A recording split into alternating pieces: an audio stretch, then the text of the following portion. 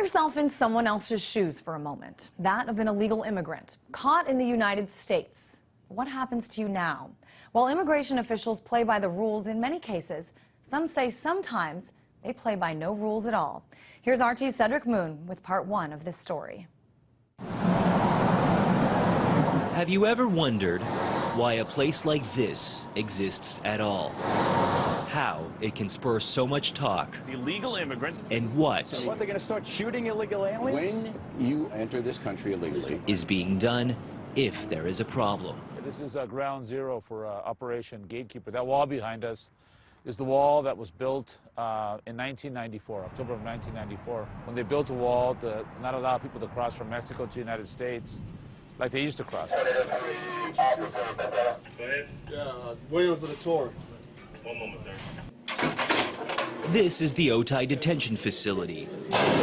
By some estimates, 500,000 people cross into the United States through Mexico a year illegally.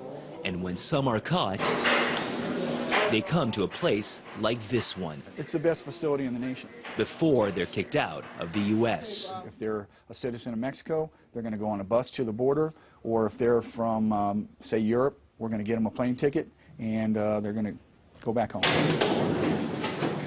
Run partially by the U.S. federal agency known as Immigrations and Customs Enforcement. Okay, we're going to go this way. The Otay detention facility holds nearly 700 foreign detainees at any given time. ICE publicly calls it a field office. But there are also facilities ICE may not want you to know about.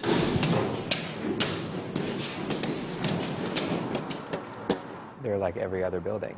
They're just offices in strip malls, in federal buildings, anywhere, except inside the immigration services imprison people. They're called subfield offices, and nearly 200 of them are believed to be stashed in plain sight throughout the country.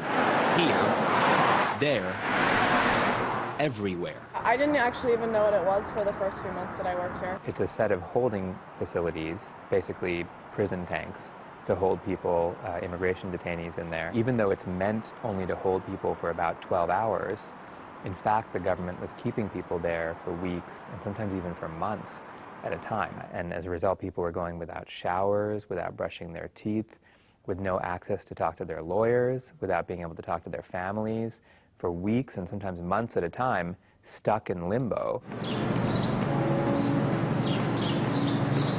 Now you may understand why subfield offices are essentially secret.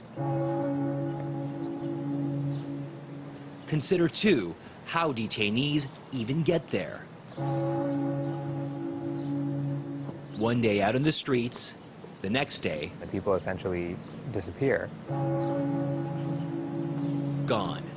Tomorrow, written testimony from a professed secret prison detainee. My name is Alla Suvorova. I'm 25 years of age. During the entire time that I was at B18 in the jails, I was never allowed to go outside.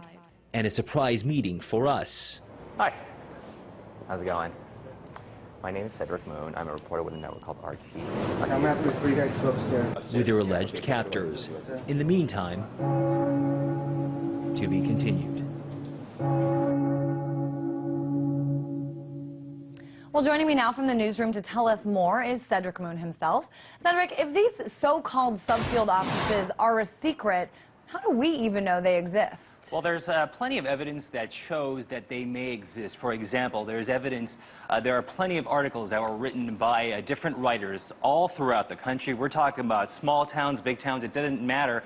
Whatever town it was, whatever big city it was, there have been plenty of newspaper articles that have been written alleging the existence of these facilities. Also, there is a lawsuit that we're going to get to tomorrow, but a lawsuit filed by one of the chapters of the ACLU in which ICE had just settled. And the question then becomes, if they had settled, if they don't exist, why would they find the need to settle at all? Maybe they have a good answer to that, but for right now, that just kind of adds to that pile of evidence, that adds to the pile of evidence of how these subfield offices do exist.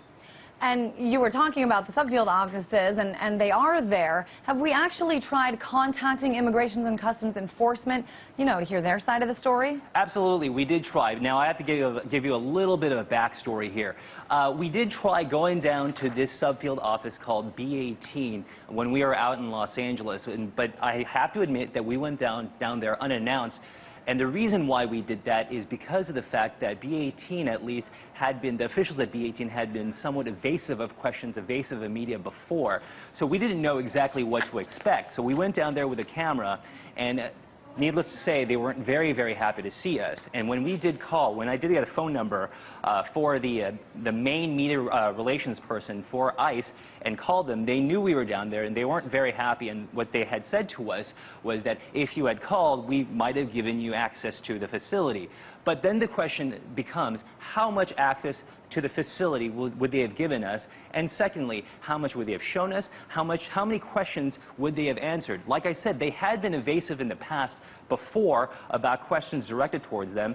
And now, where we are now is that they will not do a sit-down television interview with us on camera, but they do say that they will go ahead and maybe, just maybe, answer a few email questions. And maybe this is how the viewers can help us now. What we'd like to do is this. We'd like to go to ICE, Immigration and Customs Enforcement, and say, look, we have a stack of emails from people who saw our story who want answers about these so-called secret prisons. So if you want to go ahead and help us out, here's what you do. You can go to feedback, and I'm going to call the graphic up now, feedback@rttvamerica.com. Write us an email saying that you want ICE to answer these questions, these allegations of secret prisons across America, and that way I can go and take that from, I could take those emails to ICE and have them possibly agree to a sit-down on-camera interview. Christine? All right, and as you said in the end of the story, to be continued, so we'll be sure to tune in tomorrow. Cedric Moon, thanks so much.